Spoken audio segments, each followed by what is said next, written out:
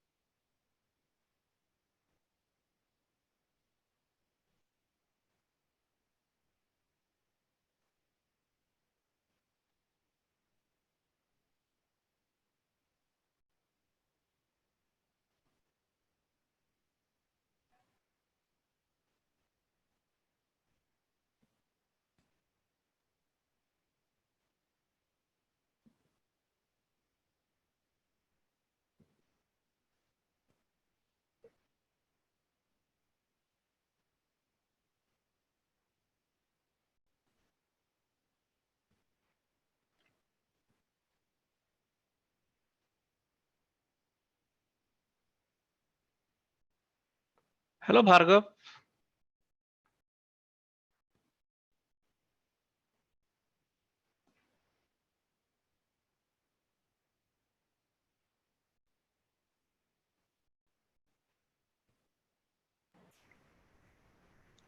Yes, Sunil. Yeah.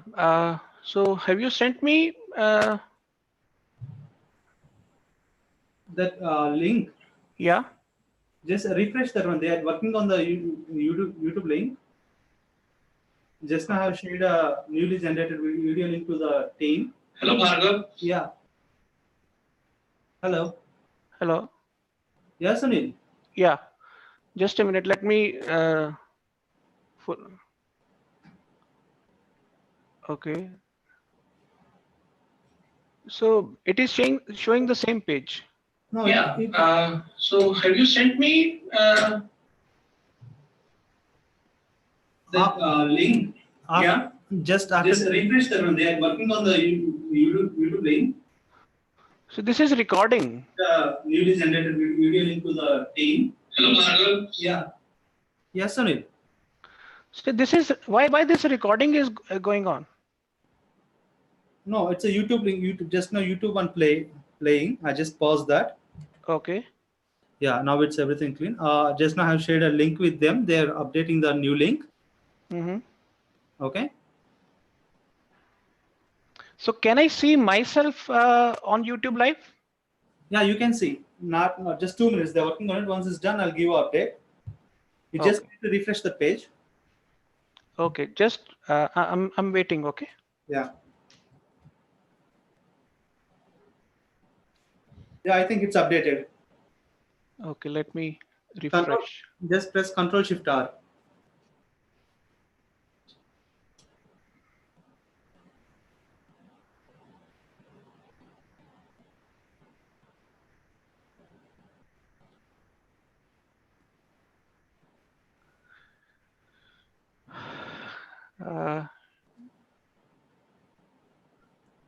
Just mute that laptop. Make sure that laptop is in mute. Okay, so it's visible now. Yeah.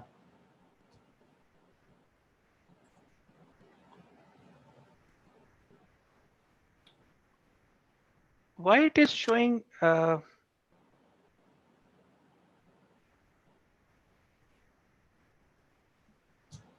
Okay, Sunil. Now, Yes, Bhargav, there is a bit of a time lag. yeah, there is a time lag. There is a time lag, like 5 to 7 seconds lag is there, because we are giving actually working on a Zoom thing. It's streaming in a YouTube. It take a bit time. Okay, okay, now I got it. Yeah. Hmm. You just go through the chat conversation in that, and your main work is on your surface. Got it, got it. So let me share my screen and see whether things are like. Okay. Yeah. So can you see my screen? Hello. Yeah, I can see. I can see that. Make it a full screen, like in a presentation mode. Okay. Yes.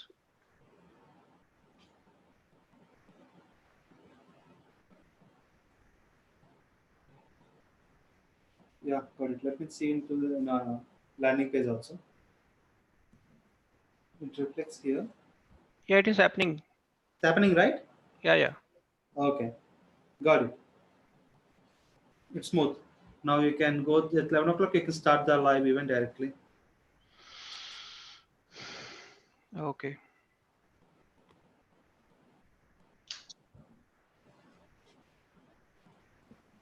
First, go with your face, and after that, go share the screen. Okay. Yeah.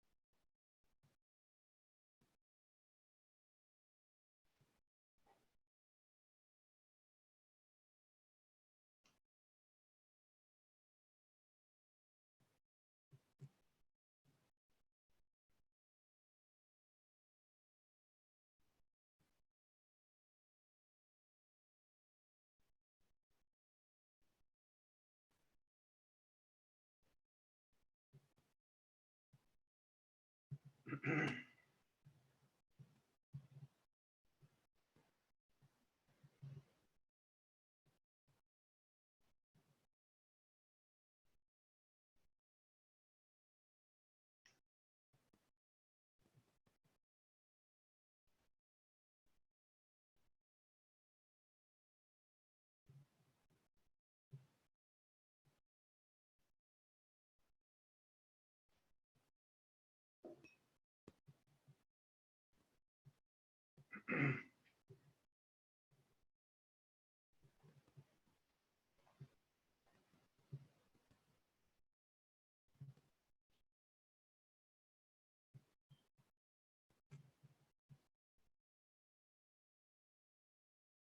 person you have called is speaking to someone else.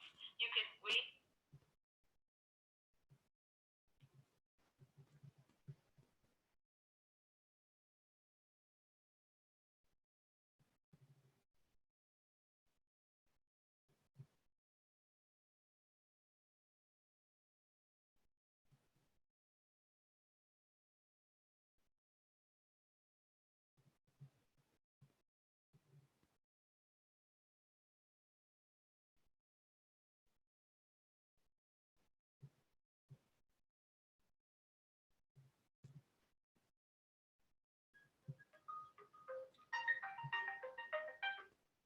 Hello. Yes, honey. Are we live now? Yeah, we are live. You just go ahead. It's 7 o'clock, right? You just go ahead. Okay.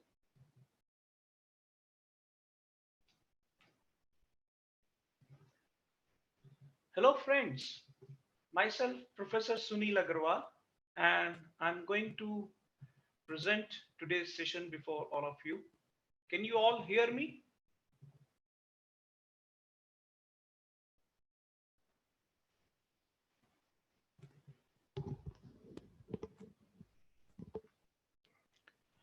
Can you all hear me? Okay, okay, good. So let's start the session, and I will share my screen.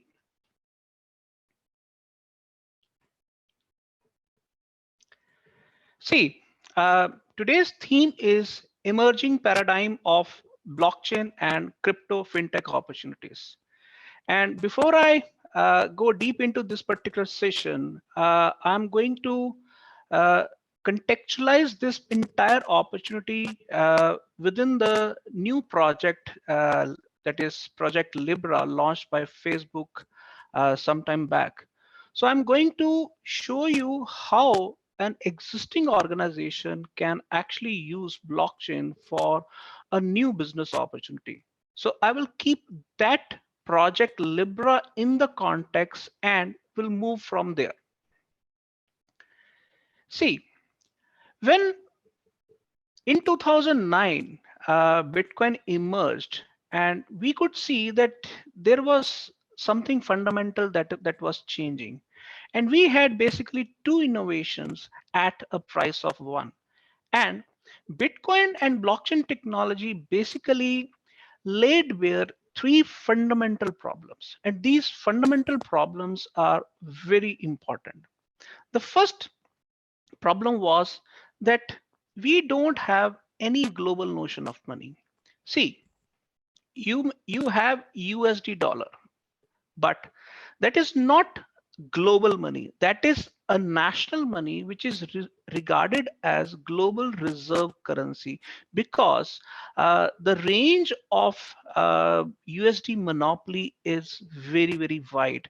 So for example, all the oil trade happens in US dollar, and majority of other trades happen in US dollar. So roughly 80% of global trade is invoiced in US dollar. So, but the issue here is that as far as a global money is concerned, we don't have that notion till date. And the fact here is that this is a problem since eternity. And before US dollar, there was pound, which could have been called a global reserve currency. But the fact here is that till date in human history, we don't have any global notion of money. And that is a very, very fundamental problem, which was highlighted by Bitcoin in a big way. And second thing is that we don't have any peer-to-peer universal payment system. See, we do have banks, we do have global banks, but basically these are B2B payment systems where all the transactions are basically intermediated by banks or other institutions. But if you ask for a peer-to-peer universal payment system, the fact is that doesn't exist till date. And the third major problem which Bitcoin and blockchain technology actually highlighted was we don't have a global ledger system. When I say planetary or global ledger system, I mean to say that that system is neither shared nor distributed. And these three are fundamental problems. The first problem is we don't have any global notion of money. Second, we don't have any peer-to-peer universal payment system. And third, we don't have any shared and distributed ledger system at a planetary level. So remember, whenever you are to discuss the potential business opportunities emerging out of blockchain, then these three fundamental problems are very, very important. And Bitcoin somehow exposed these problems, but it did not solve these problems in a way that it should have been. Of course, Bitcoin offers us payment systems, but it offers only 7 transactions per second, which is a very, very low throughput. And we are living in a world where we are used to thousands of transactions per second because of Visa and MasterCard. So in that sense, Bitcoin highlighted a problem and partly solved that problem, but the the size of that problem is very, very huge. So in that sense, Bitcoin opened up a fault line, but could not close that fault line. And as far as a peer-to-peer universal payment system is concerned, it needs not only a proof of concept kind of a solutions, it actually needs scalable solutions. And that were not there. So when Facebook entered this entire ecosystem, they used a standard template of a regular blockchain project. All blockchain projects, right from Bitcoin onwards, first they start with a white paper. And that white paper sometimes can have two versions. One is version for common people and second version is for technical people. So same has happened with project Libra. So if I talk in terms of a developer friendly technical language, then Libra blockchain is a decentralized programmable database designed to support a low volatile cryptocurrency. Now, the fact here is that we are here going to understand blockchain from a layman perspective. So I will not go into this detail of white paper from a developer's perspective, but yes, I will definitely tell you what is Libra.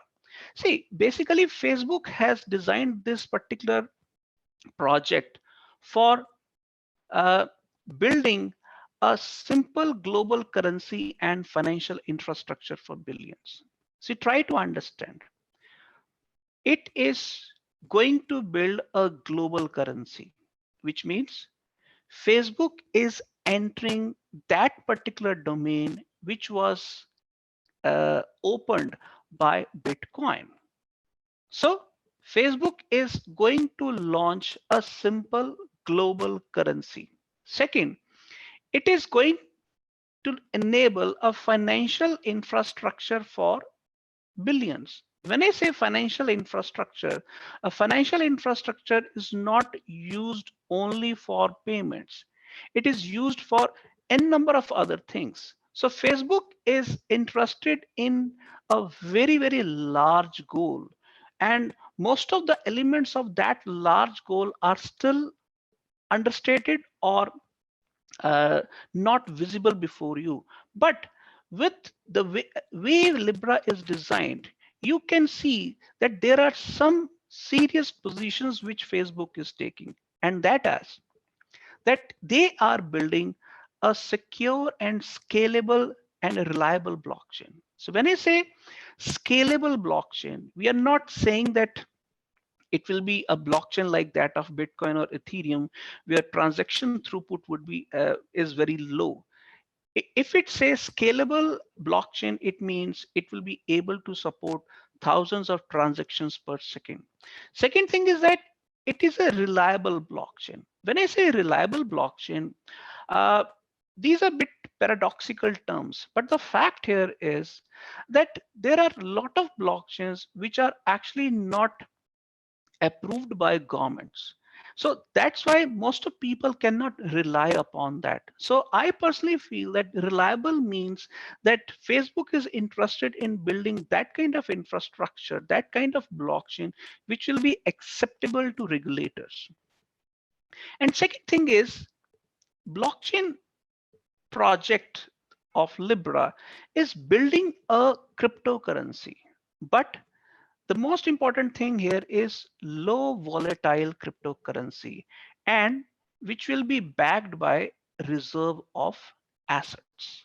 Assets can be fixed deposits, assets can be uh, short-term government securities, and assets can be of any other variety. But these are the two assets, fixed deposits and government securities, which have been mentioned by Facebook in its white paper.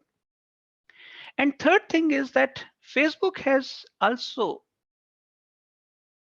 uh, tried to build a smart contract capability into Project Libra. And that's they have offered by a new programming language called Move, which means if you actually see these three issues, then Facebook is not only trying to become a Bitcoin, it is also trying to become an Ethereum.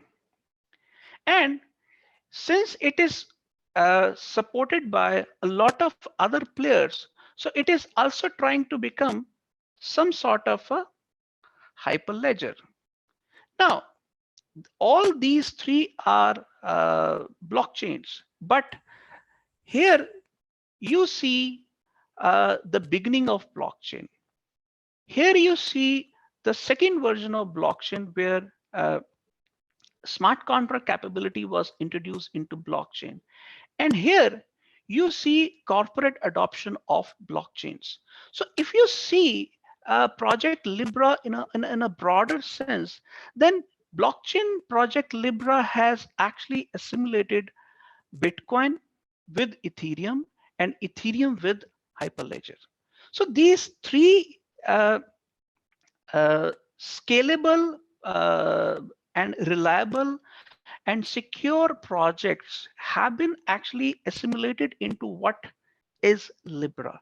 So I would say that Facebook has actually designed this project in a very, very sensible manner, and they know that blockchain can be used in a very, very remarkable manner to build new business opportunities.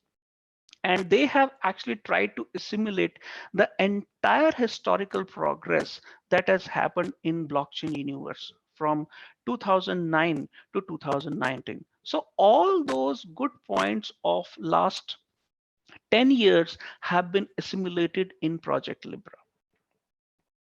And in a regulatory sense, they have also ensured that Facebook will not be solely responsible for managing this blockchain infrastructure. And that's why they have made something called Libra Association, which will be headquartered in Switzerland. So in that sense, Libra Association is independent from Facebook. But Facebook is the prime mover of this particular project. Now, the issue here is that Facebook has enabled this particular project because blockchain and cryptocurrency have offered unique properties. And these are distributed governance, which means that no single entity controls the network.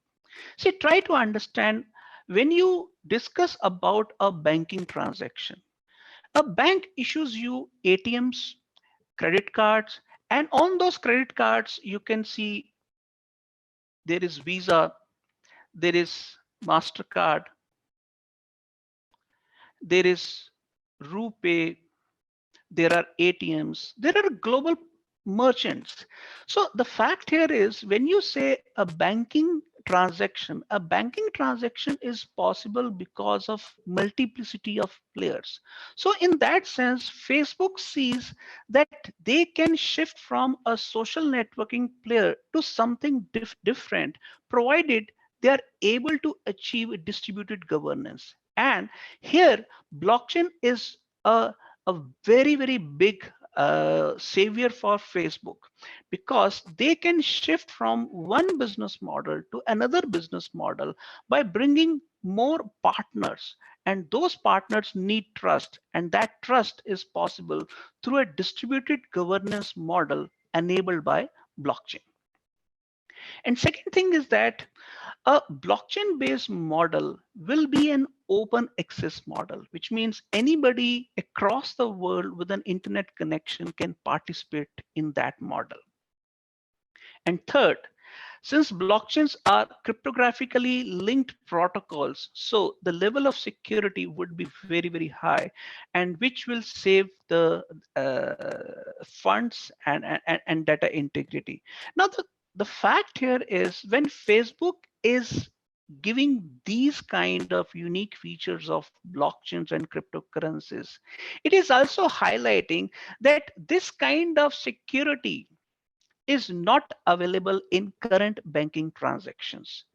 This kind of open access is not available in current banking architecture. And this kind of a distributed governance is only partially available in current global payment architecture. But these three are the major features of blockchains and cryptocurrencies over which Facebook wants to build its own business. And it is basically building a permissioned consensus system, and it is using something called Libra BFT consensus protocol. And BFT means Byzantine fault tolerance. And at present, in distributed networks or blockchain world, there are multiple forms of consensus mechanisms. For example, proof of work is a consensus mechanism. Proof of stake is a consensus mechanism. Hyperledger uses PBFT, practical Byzantine fault tolerance. It is again a consensus mechanism. Delegated proof of stake, which is used by EOS platform, is also a consensus mechanism. There are dozens of such consensus mechanisms, and Facebook is using a certain class of those consensus systems, and that class is called BFT. Now, in this particular class, even if up to 1/3 of nodes fail, the entire network would remain stable. And the beauty of this particular class of consensus protocol is that it can ensure high transaction throughput. For example, um, Hyperledger uses this class of protocols, and it can offer up to 4,000 transactions per second, which is even larger than what Visa can offer on a normal basis. Visa average transaction per second is around 2,000. Second, it has a very low latency, which means you get response almost instantly. And it is a very energy efficient approach, because Bitcoin uses proof of work, and proof of work is using a lot of energy. It is said that Bitcoin is using more than 1,000 megawatt of energy on a regular basis, which means this is a kind of energy which is sufficient for small countries. So in that sense, a lot of energy wastage is there in proof of work consensus mechanism. And Facebook Libra project is taking a different route, which is more energy efficient.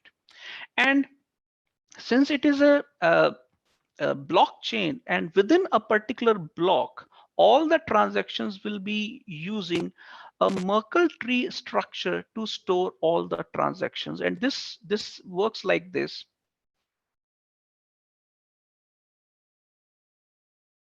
It actually,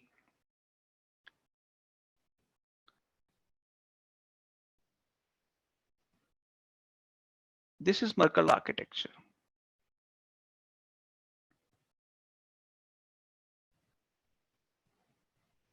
This is Merkle architecture. And then it's like this. So this is a way of storing transactions, and it is also used by Bitcoin blockchain.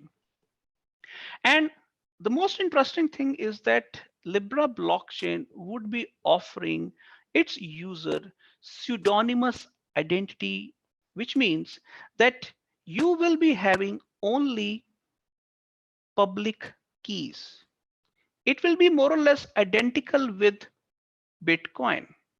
Now, this is very, very interesting because Bitcoin is offering people option to download as many wallets as possible. So similarly, in Facebook Libra, people can download as many wallets as possible, which means you can see only public key of a particular person. You cannot see particular name or real identity of that particular person. So in that sense, uh, Libra project is taking a very, very interesting route. If you have Libra coin, then you can transfer Libra coin from user A to user B without confirming, without knowing actually, or without revealing the actual identity of that person. Now, this is something very, very interesting.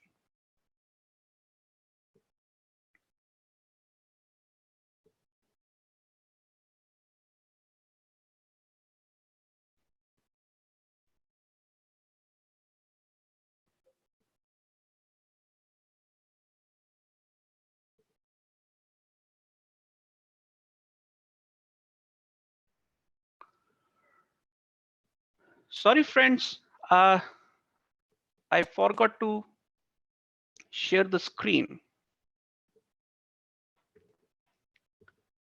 Can you see it right now?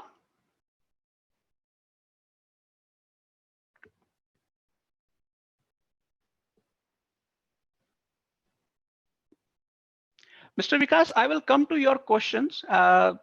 Just wait for some more time. See, this is something I have already explained, and this permission consensus system is more or less identical to what Bitcoin is doing. Now, the most important thing that Facebook has done is that it has brought 28 partners of multiple categories into the ecosystem in order to build a sufficient credibility. And to be honest, this is a master stroke. And it's a master stroke because this particular business template or operational template is going to be very, very important for all those blockchain projects which will be launched after Facebook. And here, Facebook has said that it is going to launch in first half of 2020 with approximately 100 members. And see the categories. In payments, they have tied up with MasterCard, Visa, PayPal, PayU, Stripe. See, the fact here is that Facebook is telling to this world that in this world, global payments can be integrated with blockchain, and whatever player can bring its own network onto that blockchain will only get to benefit. Now it means that whether this will happen or not, but the fact here is that the shared business architecture is a way forward, and that is something which Facebook has highlighted. And it is it has been able to bring all these players into one platform just because it has world's largest number of users, and that is 2.4 billion users. So remember, if this world is considered as just territories of population, and you can consider virtual also as territories, then Facebook is world's largest virtual nation, and it has world's largest database of people's identities. So in that sense, if a virtual nation is going to become a reality, then Facebook is the first serious claimant to that kind of a prized position. Second thing is that they have not only invited payment players, they have also invited technology and other players like uh, Uber, like eBay, like Lyft. It means tomorrow, if today you can pay with dollar in America, with rupee in India, tomorrow you will be able to pay with Libra coin in almost all the jurisdictions where Uber or Lyft works. So it means that within your own wallet, whether it is Uber or Lyft, you will be able to use multiple currencies, both dollar as well as Libra. And even telecom players have joined Facebook, and there are other companies. For example, Coinbase is US largest cryptocurrency exchange. Then other venture capital players. It means if tomorrow Union Square Ventures or Anderson Horowitz want to invite new startups into Libra's ecosystem, then they would invite people to use Facebook network to actually scale up their enterprise in a much faster manner. And Facebook has also launched a programming language which is smart contract friendly. It means that the future target is to build an open innovation network. So, and of course, the social and non-profit angle has not been forgotten by Facebook. So if you see that what Facebook is building is actually some sort of a standard for a blockchain adoption across the world. See, this kind of approach is a very important approach. So don't look at this particular project as a project which is exclusive to Facebook. The fact here is that this particular template is not going to be exclusive to only Facebook, because if tomorrow Amazon, Google, or all other players come into this area, they will be using the similar template with similar or dissimilar players. Now, within Libra, there is another body called Calibra. And this Calibra is basically a subsidiary of Facebook. And they have created Calibra to create another separate wallet, which is also called Calibra.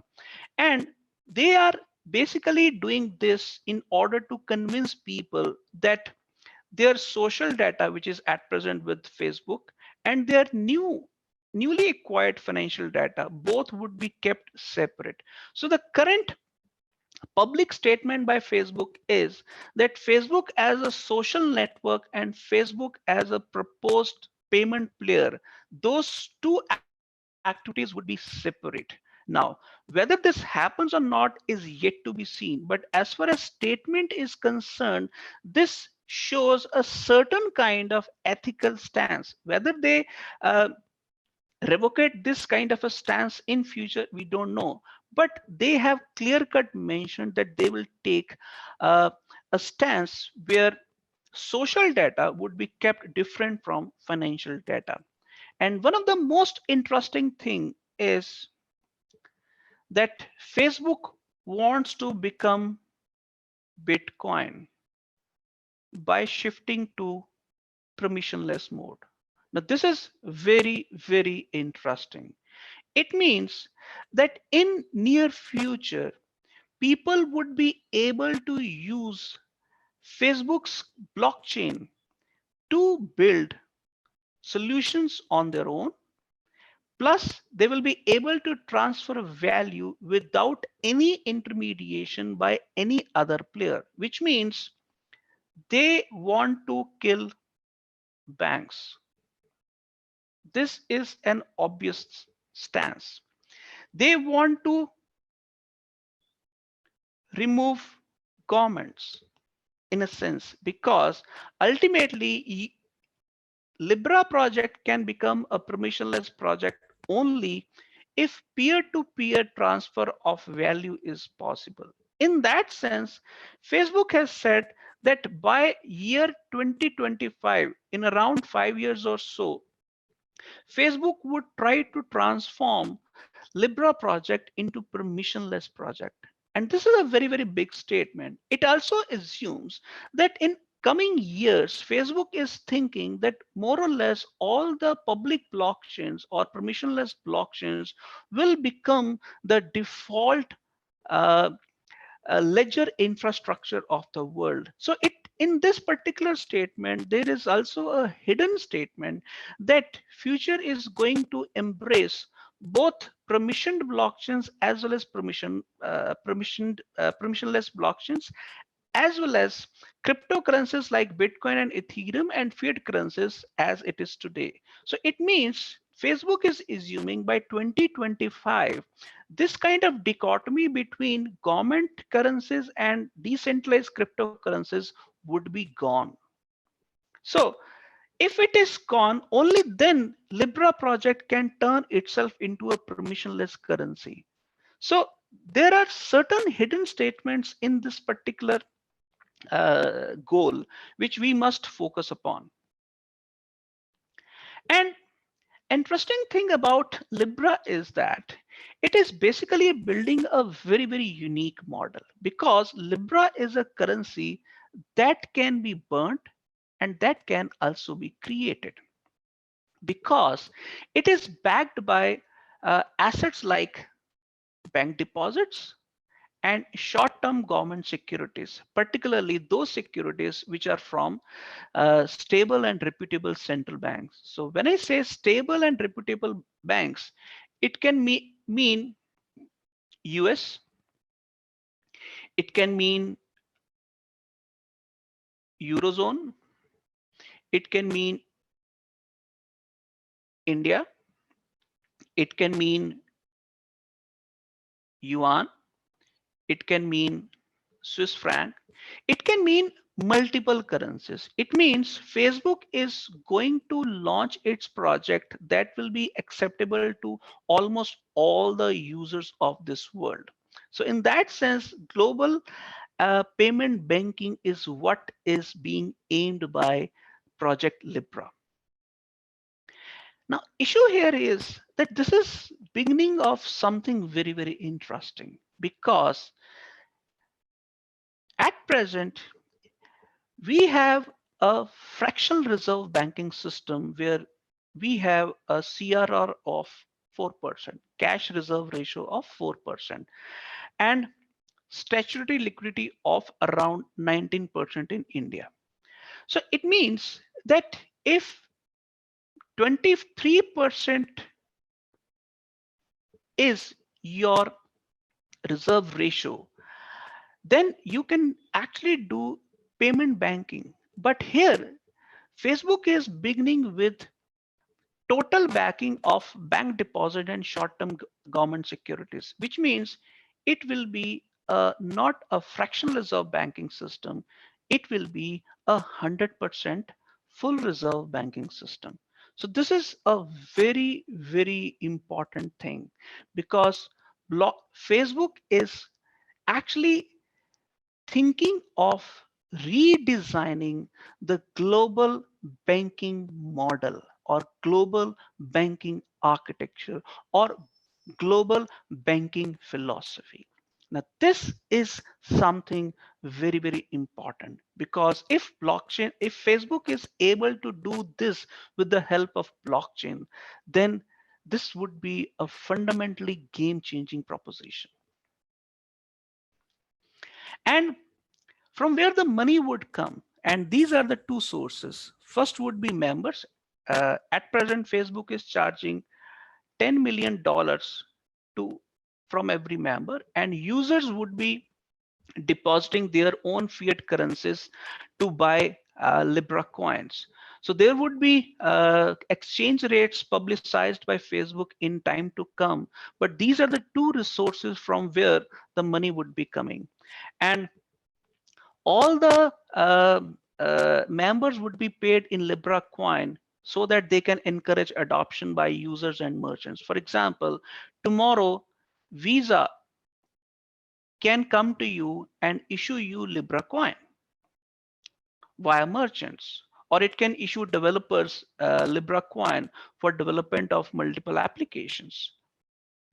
And for users, they will have to go to a local exchange to buy Libra and deposit their fiat currencies. So it means Facebook is going to build a very, very vast infrastructure that would be somewhat like Western Union, that will be somewhat like MoneyGram. So it means Facebook is going to build a very, very vast people's infrastructure to build a, a last mile domain. And this is a very, very important thing. It means there would be a lot of opportunities where Facebook would be interacting with peoples as well as governments. Now, how that interaction would happen, whether it will be mediated in a proper regulation, or it will be mediated by semi-regulated or unregulated forces, this is something which is yet to be seen. Now the issue here is that why blockchain? The fact here is that blockchain offers trust, but when I say trust, here I mean a scalable trust mechanism.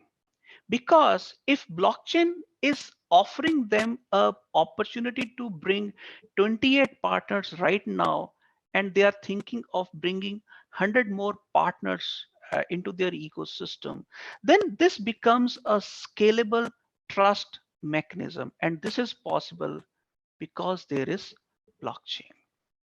Because at present, the current architecture which is being used by Facebook, it is top down, it is hierarchical, or you can call it client server architecture based model. The fact here is, in this particular model, you cannot know how Facebook is handling data, how Facebook is handling transactions. But in a blockchain model, you have a distributed shared architecture, which means this is something which offers multiple opportunities to bring more players into this ecosystem. It means somehow Facebook is really trying to become some sort of a virtual nation where it will be onboarding multiple players onto its ecosystem with the help of blockchain. And when blockchain is there, the trust gives you a ground for building new business opportunities. And those business opportunities can be of infinite varieties. Now, in that sense, the first proper paradigm shift, which may be explained for Facebook, is that they are shifting from a social networking player to a social commerce player. Now, when I say social commerce player, how that can happen? Now, That can happen if the way you have today Facebook page, now tomorrow you will have similarly Facebook e-commerce sites.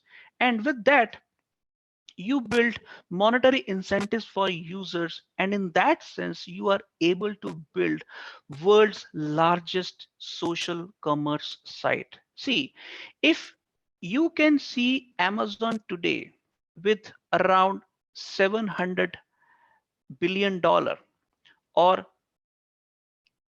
Alibaba. Now, all these players are the players who are actually focused only on e-commerce. But when Facebook shifts to e-commerce, it actually redesigns it as a social commerce. And in that kind of a choice, it is offering this choice to 2.4 billion users. So in that sense, the base of Facebook enabled e-commerce users will be much, much larger than Amazon and Alibaba combined. So this is a huge opportunity, and this opportunity would be something which will not be left untouched by rivals of Facebook. And those rivals can be of uh, infinite variety. I will come to those rivals, but imagine Facebook is rivaling Amazon. It is rivaling Alibaba, but it is also rivaling many more new business opportunities which are at present focused or controlled by relatively smaller players. But Facebook is trying to become a giant, and that giant is something which is using blockchain. So let's see what happens.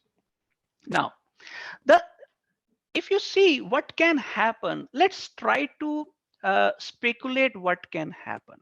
Now, in that speculation, the first major thing that is going to happen, that blockchain technology and its application are becoming mainstream. And when I say mainstream, I mean to say that boardroom every boardroom will have to discuss blockchain, and they will have to design a blockchain adoption strategy for their own businesses. If they don't do this, then they are going to enter a very, very seriously life-threatening territory, which where they may go extinct. Don't forget, BlackBerry was a super leader, but when iPhone and Android operating systems emerged, BlackBerry was gone. For example, when Nokia was there, Nokia was a world leader. But when mobile operating systems emerged, Nokia was not able to shift from feature phone to smartphone. So it lost. So the way Nokia lost in a span of less than 2 years, BlackBerry lost in even a lesser period. Similarly, existing businesses can lose to Facebook. So every boardroom must discuss blockchain because blockchain is becoming mainstream. And second thing is very, very important.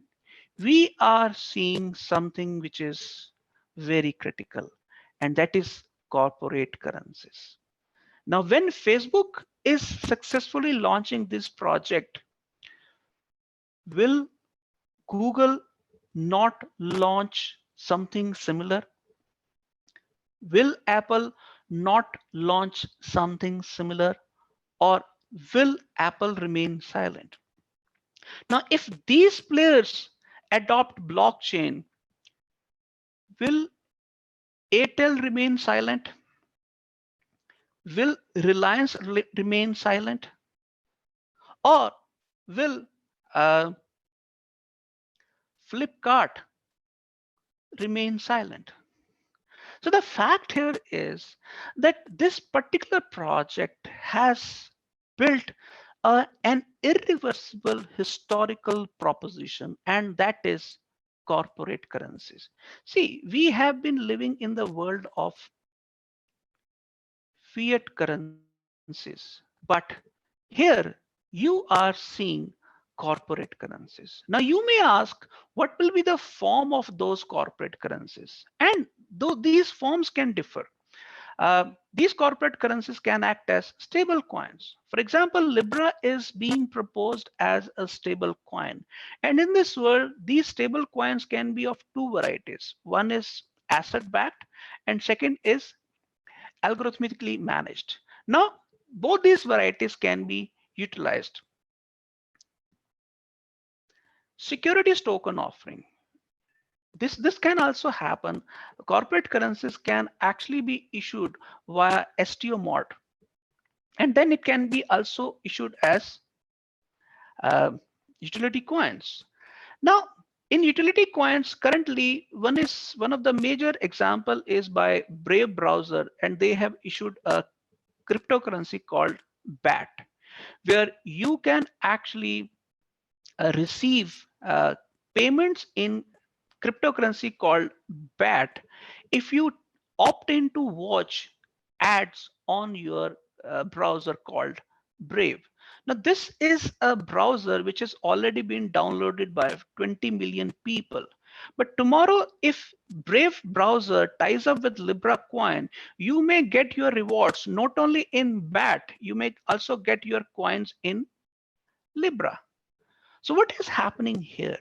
That Facebook's project Libra has only opened a can of so many questions which are yet to be addressed. And those questions must be troubling a lot of regulators, lot of corporates, and lot of other people. Now, what can happen? We will come to that in our Q&A round. But the final slide that I wanted to show you is that blockchain has enabled a new kind of infrastructure and which will design future of world economy. And that economy would first of all focus on elimination of single point failure, because this is something which is the common problem across all centralized institutions, and single point failure must be removed permanently from world economy.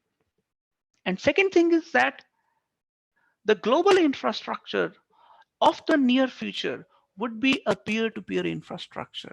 If 2.4 billion users of Facebook can use this peer-to-peer infrastructure, it means almost all the population is going to use this P2P infrastructure in near future. And to enable these two things, elimination of single point failure and peer-to-peer infrastructure, there would be blockchains. Of course, these blockchains can be of two varieties, permission and permissionless. At present, Facebook is offering a permission infrastructure, but it plans to shift from permission to permissionless blockchain. Now, the issue here is that if we are talking this kind of a shift, at present, global GDP is $70 trillion. And we are saying that if future of world economy is on blockchain, it means that this $70 trillion worth of GDP is going to shift to blockchain.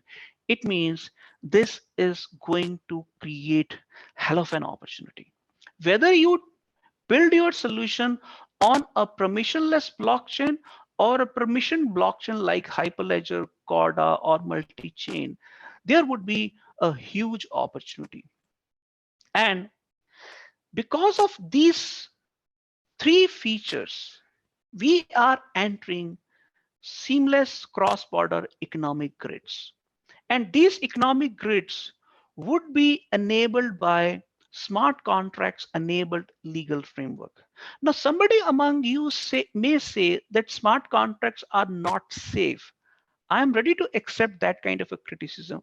But here I'm saying that within smart contracts, there are options like Ricardian contracts.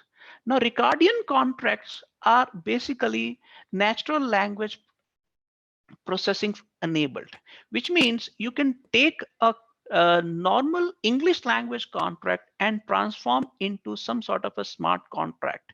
And recording contracts offer you this particular possibility, which means that you can use existing laws where you know how to legally adjudicate a dispute, which means that smart contracts and blockchain will actually redesign the future of world economy. Now, in that world economy, you may have a partially or fully decentralized economy. But the fact here is that if you are to eliminate a single point failure mechanism, then you will have to introduce some sort of decentralization. Of course, the early move will be towards only partial decentralization, but in future, this will also be open for full level decentralization. So this is what is going to happen. And in this particular context, blockchain is going to be an unavoidable tool. Not only unavoidable tool, but blockchain is going to become a new paradigm shift. Now that paradigm shift will redesign the definition of money. It will redesign the definition of ledger. It will redesign the definition of assets. But that is what is going to happen. And for that, at present, we need to build a lot of capacities. We need thousands and millions of blockchain developers, blockchain professionals who can actually design that kind of a transition. So in that sense, we are at a cusp of a huge opportunity where we are going to see blockchain as a way of becoming rich, and rich not in terms of money, rich in terms of resources and opportunities. So let's take up the questions right now. So I will go a bit up.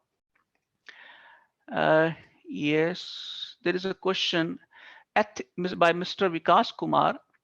Ethics of Uber, censorship resistance of PayPal, and centralization of Visa under the Powered Initiative, not so ethical Facebook. Doesn't this sound like Facebook being RB and enabling consortium member as participant banks, eventually building a parallel economy with its monopoly? See, the issue here is that if Facebook can do it, the question is why others cannot do it? If tomorrow Amazon does the same, Uber does the same, Alibaba does the same, Flipkart does the same, Airtel and Jio does the same.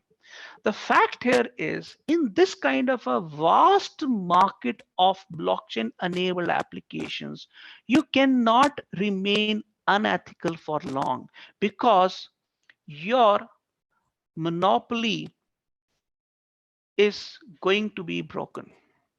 Remember, blockchain offers you transparency, and it is not easy to build a global shared architecture with an unethical approach. What I'm saying is that let's assume the kind of or the size of opportunity. At present, in this world, $700 trillion is the global size of banking transactions. Now, if you add cash transactions to this particular figure, this is also around $700 trillion.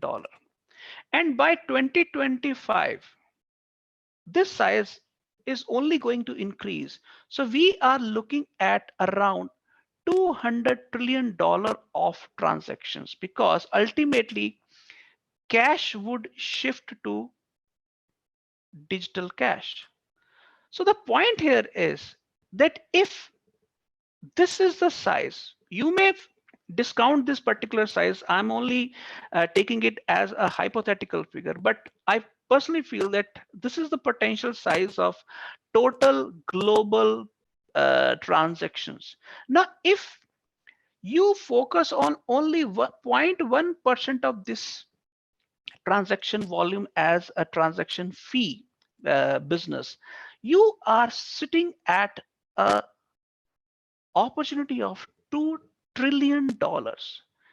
Now, this figure, $2 trillion, is such a huge figure in terms of banking transactions or payment transactions that every large network player would like to shift into this kind of a possibility. See, don't forget that at present, a company like Airtel has a total revenue of around uh, less than 10 billion.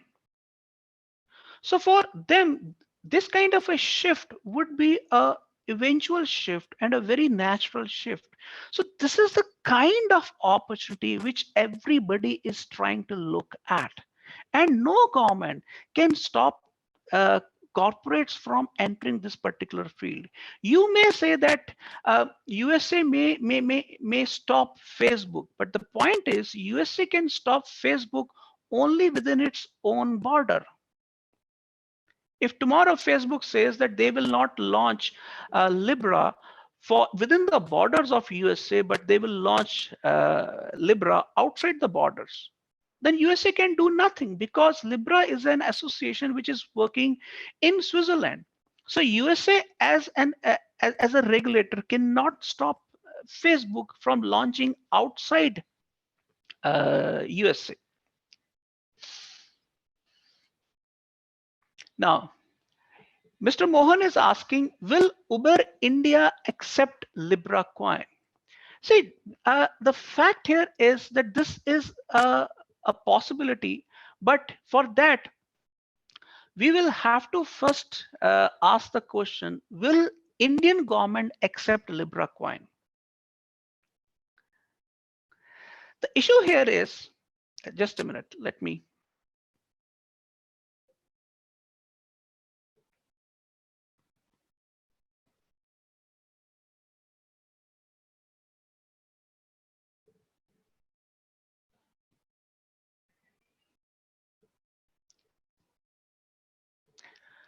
See, your question is, will Uber India accept Libra coin?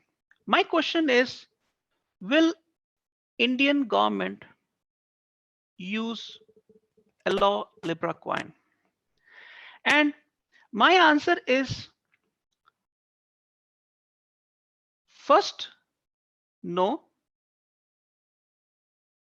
then yes. You may say that all those powerful countries which are in a strong position like USA, India, China, or certain countries of Europe, they will first say no to Facebook. But as Facebook is followed by other major players like Amazon, like Alibaba, like Apple and Jio or Airtel, they will have to say yes. Now, in that particular context, there is also another important issue. Will Indian government issue its crypto legal tender or its own digital money called CBDC, central bank issued digital currency? If you have seen the recent recommendation of interministerial committee headed by Subhash Chandra Garg, it has recommended that RBI can go for CBDC with the help of blockchain. It means what Facebook has done with Project Libra, Indian government or RBI can do similar kind of thing with its CBDC. Now, at present, we are not able to see any such move, but the point here is today we are in August 19, and before June 2, 2020, we will see Libra live. So between these two periods, we have a span of 10 months. I would say that these 10 months are going to become one of the hottest periods of regulatory innovation. And you will see that. And at present, this regulatory innovation will not only be happening in India, it will be happening in USA, it will be happening in Europe, it will be happening in China, it will be happening in Africa, it will be happening in Latin America, and it will be happening across the world. See, remember, uh, Indian government or any other government was not very much bothered about Bitcoin or Ethereum like cryptocurrencies because the scale of adoption of these decentralized cryptocurrencies is at present not very high. But if tomorrow 300 million Indian Facebook users, as well as WhatsApp users, as well as Instagram users, start using Libra coin, then it will have very serious ramifications for India's monetary autonomy. So when Facebook has announced Project Libra, it would have very serious ramifications. And Indian government, particularly with the help of RBI, will launch a blockchain enabled crypto legal tender, and this may be called Project Lakshmi or Project whatever. But I personally feel that in another 6 months to 10 months, you will see a major announcement by India. And in that kind of a context, when CBDC emerges, there would be a very serious change in regulation. And if Facebook agrees to anchor their Libra coin with CBDC, then in India, Libra coin will also be allowed. And if Facebook's Libra coin is accepted by Indian government, then Uber India will definitely accept Libra coin.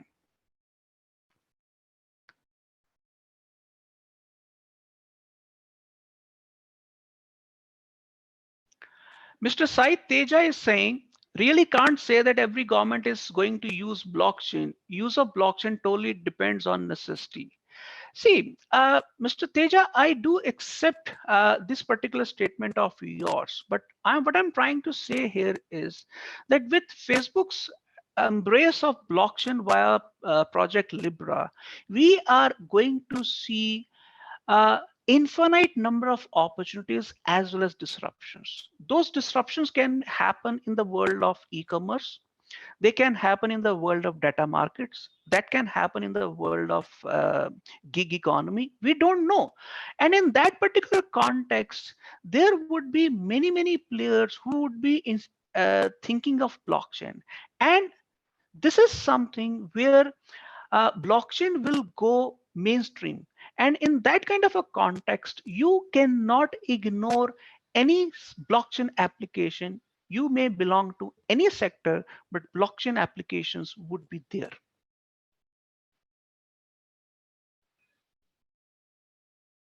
Mr. Vikas Kumar, biggest scary part would be if Libra becomes success.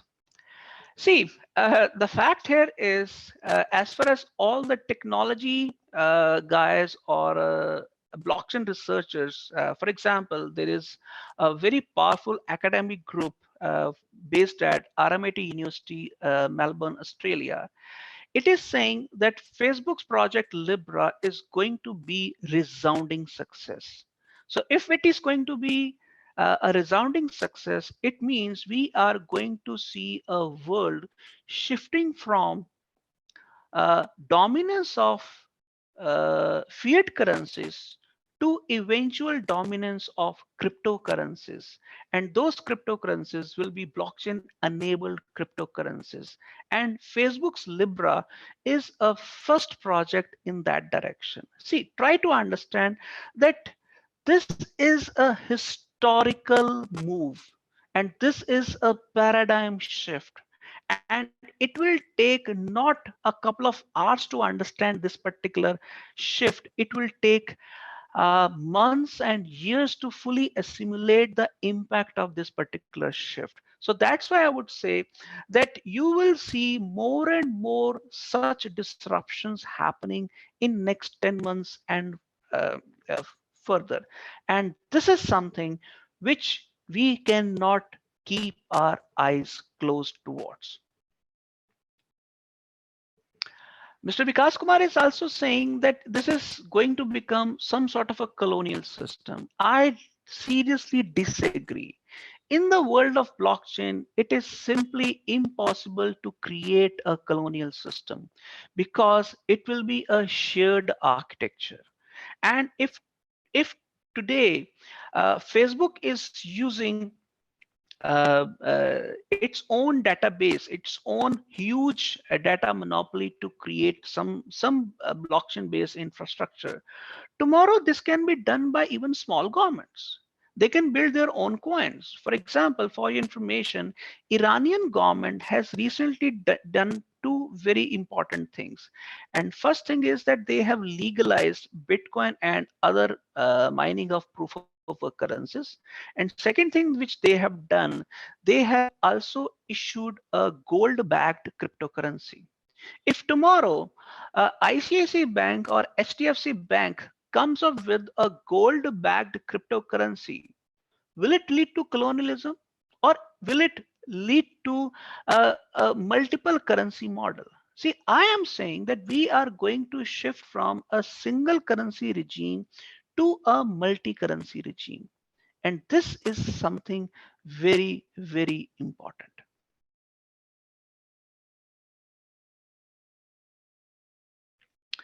Mr. Saiteja is saying that it can never become father of Bitcoin. Yes, I definitely agree with that.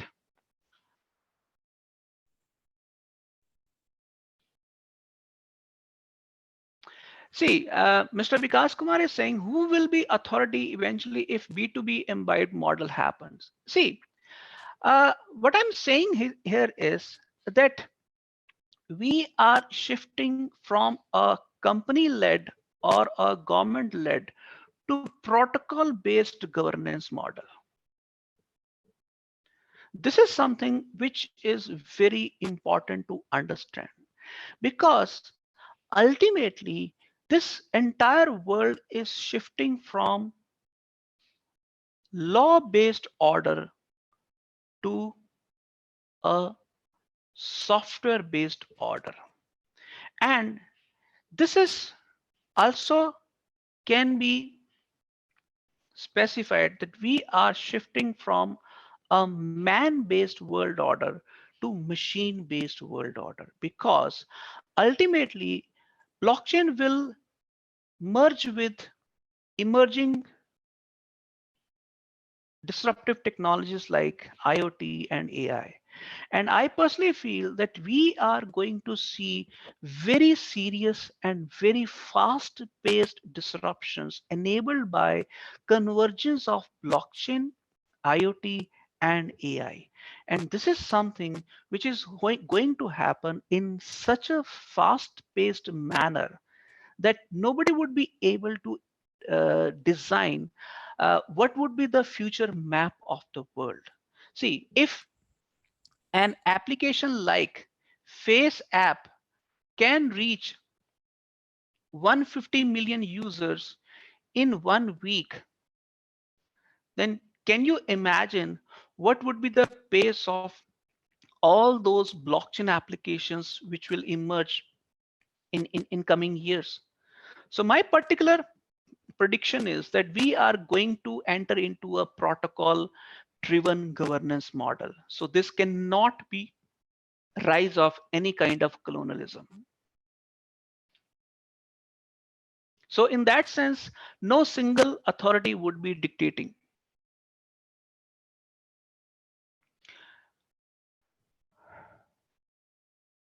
Mr. There is a question by Sangamitra Mohanty. What is the status of blockchain in India?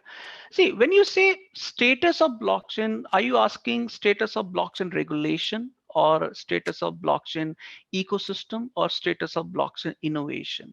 See, as far as the regulation part is concerned, of course, at present, we are not having any specific blockchain regulation. But in another 6 months, we are going to see a lot of regulation, and government has already said before Supreme Court in a recent case that they are going to issue a bill regarding cryptocurrencies and blockchain in September. So we will see regulation very soon as far as blockchain is concerned. And with that, of course, the entire blockchain innovation ecosystem would also improve very fast. Mr. Pawan has asked, suppose the person holding Libra coin suddenly dies, how these coins will be handed over to their dependents? See, I don't know the answer to this particular question because we don't know how things will evolve in coming years. But if you are asking it in the context of cryptocurrencies, then a cryptocurrency is basically a combination of public and private key. And when you are saying if a person dies, it means the private key is gone. If private key is gone, then public key cannot be used by any person. So in that sense, those Libra coins will be lost. And don't forget, even in fiat currencies, there is always a small ratio of lost or burnt currencies. For example, if you are using a paper-based rupee, then you should remember that all these paper-based currencies actually become soiled knots after some time, and you go to a bank to replace these things, and all the banks assume up to 2% currency burn or currency loss every year. And this is something which is a standard part of monetary management, and this will also be applicable to blockchain based cryptocurrency issuance model.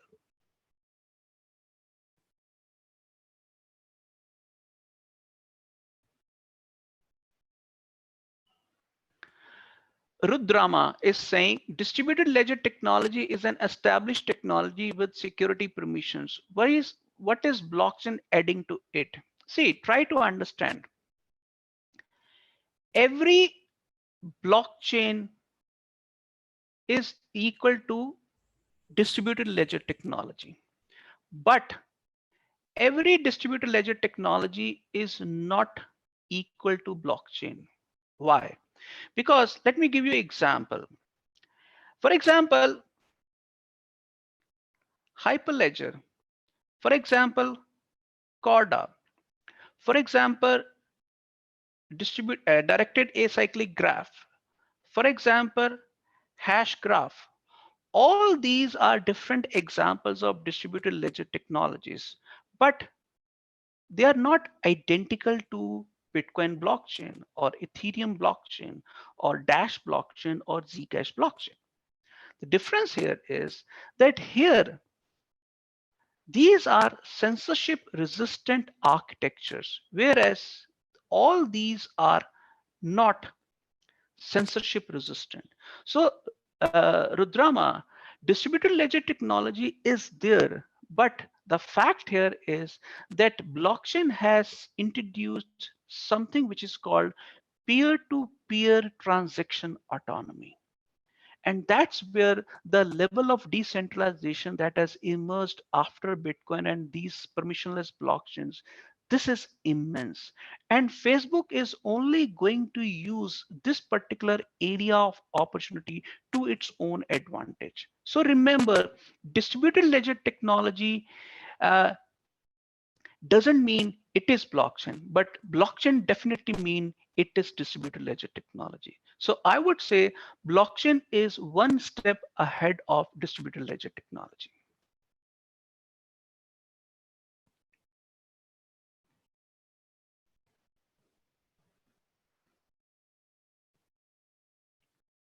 See, you have a second question, Rudrama. With so many permission and unpermissioned blockchains, how robust will be exchange mechanism and relative valuations between these cryptocurrencies?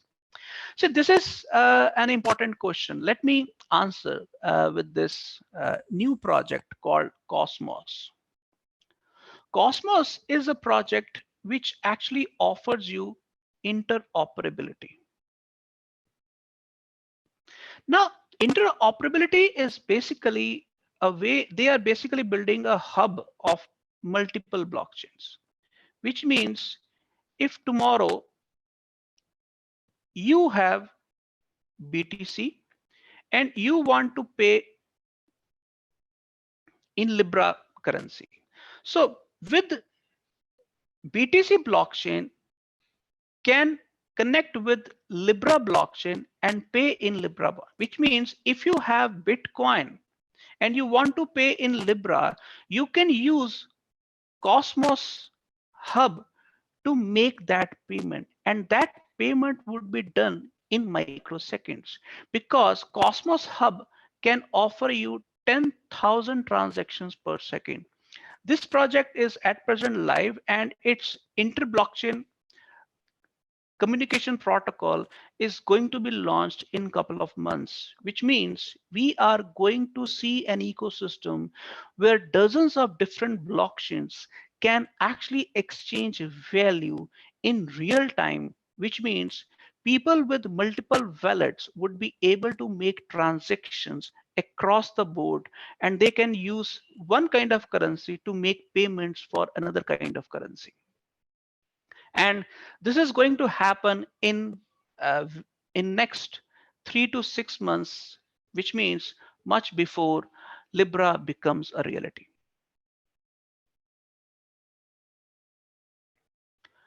Rudrama, what is the backup mechanism if anyway this virtual nation concept of financial infrastructure fails? See, we are not saying that people will shift to cryptocurrencies, whether they are uh, Facebook's Libra coin or central bank issued CBDC models.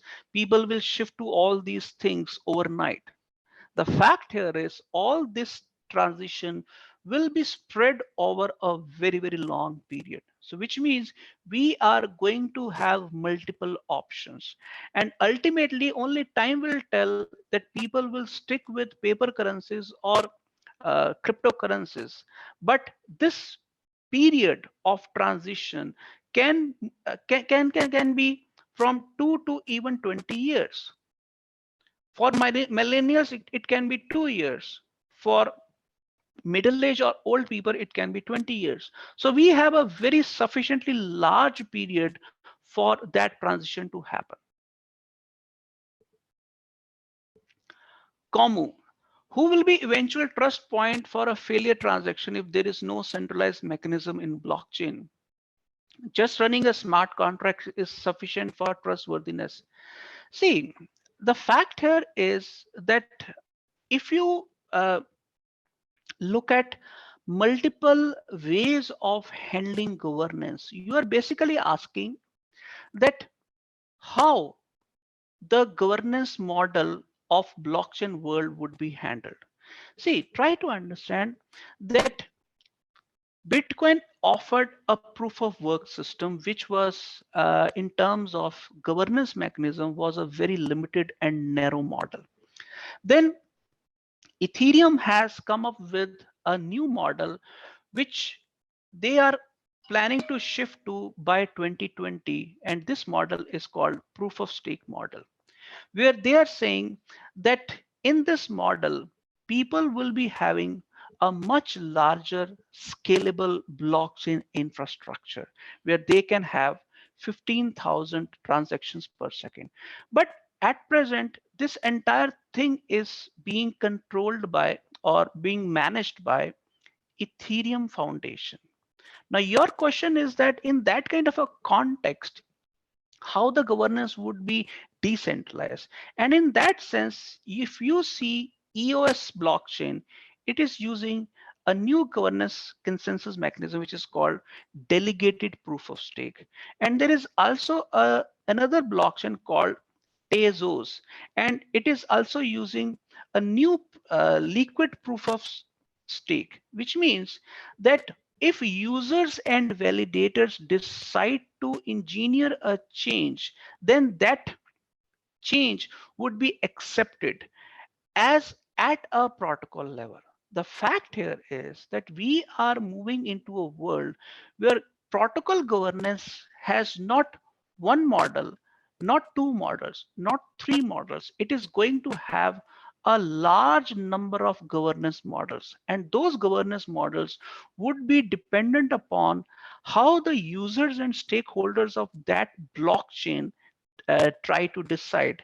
So if uh, proof of work is acceptable to millions of miners, merchants, and users, then proof of work will remain a governance protocol. If tomorrow proof of stake of Ethereum is acceptable to millions of Ethereum users, then that will remain a governance mechanism. But there will be challenges like Tezos, there will be challenges like EOS. So what I'm saying is that we are entering into a world of not a singular consensus mechanism. We are entering into a world of multiple consensus models. So this is a system which will shift from fiat currency monoculture to cryptocurrency permaculture. Now, this is something which is very, very important because we are living in this world and we are moving towards this world. And that's why in our conceptual universe, we are not able to see how this would look. But just try to understand that we are shifting from a single currency regime to a multi-currency regime. We are shifting from a single point of failure to a decentralized and distributed architecture. And if you focus on these two things, the third would be that you are shifting from a law-enabled governance systems to a protocol or software-enabled governance systems. Okay. Santosh has asked how these will face the challenge of avoiding terrorist organizations. See, the fact here is this kind of fear is raised on a continuous basis. And the fact here is that the most important way of terrorism financing is at present $100 USD. And there are banks like HSBC and multiple other banks which are being used for these kind of activities. So the fact here is that illegal or unethical or such suspicious trade activities are being done right now much, and they have been uh, doing all those things since last 60 70 odd years when Bretton Woods system existed. World Bank and IMF were there to monitor all those things. Still you have tax havens like St. Louis, Cayman Islands, or Mauritius, or many other Gibraltar. All these tax havens are there not because blockchain enables them. The fact here is that all tax havens are there because there are people who engage in unethical behavior, and the entire system is built on very serious levels of inequality. So in every system where there is power asymmetry, there would be people who are much richer than they should be. So those people with the power of their riches, they can control the system or they can bypass that system. If tax havens can exist in a system which existed Bitcoin and blockchain, then I would not say that terrorist institutions would be shifting to blockchain. The fact here is that blockchain is like a like fire, like automobile systems, like combustion engine, like your large technological shifts, and all technologies will be used both by ethical and unethical players. So if uh, you can guarantee me that without Bitcoin and blockchain, terrorism can be removed.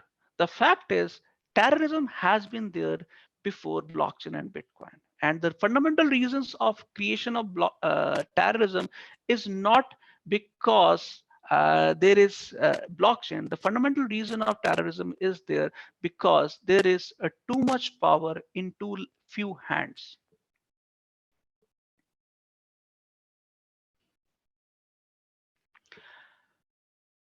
Lenovo, every bank accept the Libra coin. How people will use this? See, I'm not sure whether all banks would use Libra coin or not, because Libra coin is going to act more or less parallel to banking system. But yes, some payment banks like Geo Payment Bank or Airtel Payment Bank or Paytm Payment Bank, they may piggyback on the large user database of Facebook. And if tomorrow Facebook wants to venture into Pakistan, Sri Lanka, Bangladesh, or other parts of South Asia or Southeast Asia, they may collaborate with Facebook's Libra coin. Krishna, what about the cryptocurrency base points? Is it only service goods exchange other than example of Iran gold basis points? Is any common base planned by government at a global level? See, uh, the real answer is that at present, this entire thing is a big question mark. And we don't know how that would happen. But I personally feel that at present, we are going to see a very serious rise of international cooperation as far as blockchain regulation is concerned. And that is something which is at present seriously doubtful, because USA and China are involved in currency wars. And this is a time, if Facebook is able to make its mark in the world of cryptocurrencies, in that sense, Facebook can actually become a real global alternative for people's banking needs. And I personally feel that if uh, governments are not able to build a global cooperation as far as cryptocurrency regulation is concerned, then Facebook or large tech players who have large database can acquire um, a sufficiently large base of users in a very short period. And not only Facebook or Amazon, almost all the corporate players would like to jump into that particular scenario. And that situation will create some sort of a gray zone. And that gray zone would be partly legal as well as partly illegal. And that is something which cannot be decided because international cooperation in that scenario is missing. And that is the biggest problem in the blockchain world.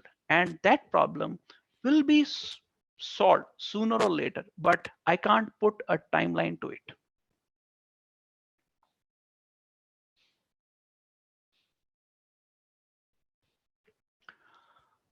Comu.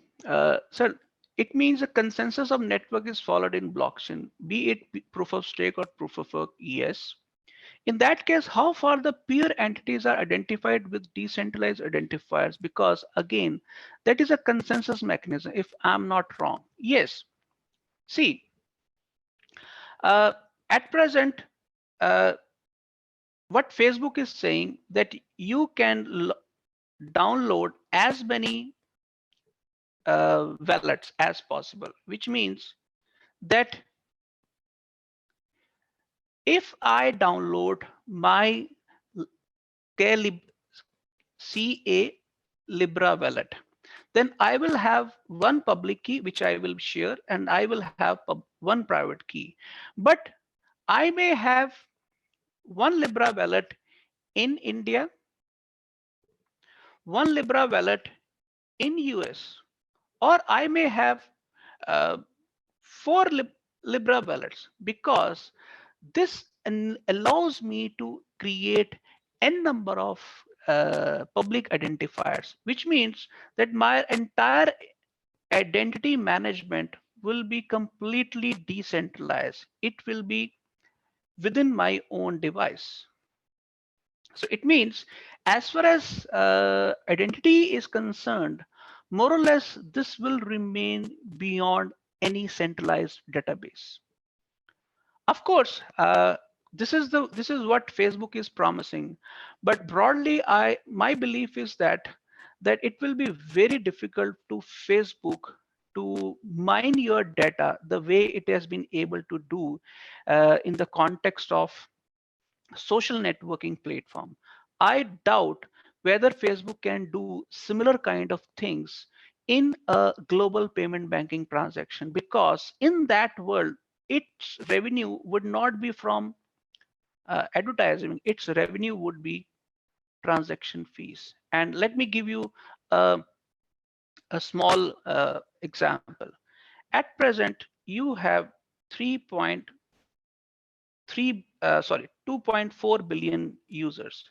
Let's give a figure to it. Let's assume 10% of users shift to cryptocurrency transactions enabled by Libra coin, which means 250 million users. Now, 250 million users is a very, very large figure. Now, let's assume they do $1,000 transaction in a year. $1,000 transaction means 240 billion dollars. And if Facebook charges a small amount of 0.5% transaction fee, it means it will be 1.2 billion dollar in first year. And if you see, this profit would be in 2020.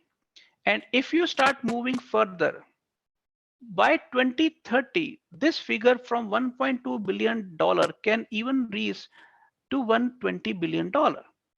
So what I'm trying to say here is that we are moving into a world where Facebook will change its business model to advertisement-based revenue to transaction fees model.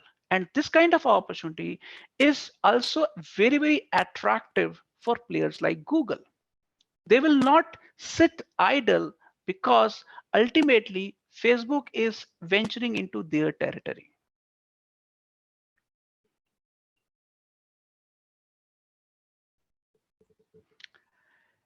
Any more question?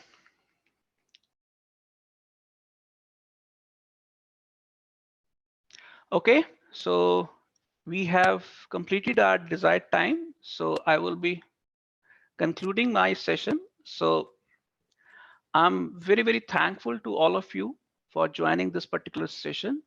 And I started with Facebook and moved from Facebook to other corporate currencies and shared with you what is the true potential of blockchain technology, particularly in the world of crypto fintech. And if Facebook can do it, tomorrow Amazon, Google, Alibaba would try to do it. And if these global players would try to do it, national players like Airtel, Jio, Flipkart would try to do it. So we are in a world where things would move from single currency regime to multi-currency regime. And that's where blockchains would become very, very critical. And not only all governments, but also all boardrooms will take blockchain technology very, very seriously. And that's a world where blockchain upskilling or blockchain reskilling is going to be very seriously required for all the people. Thank you.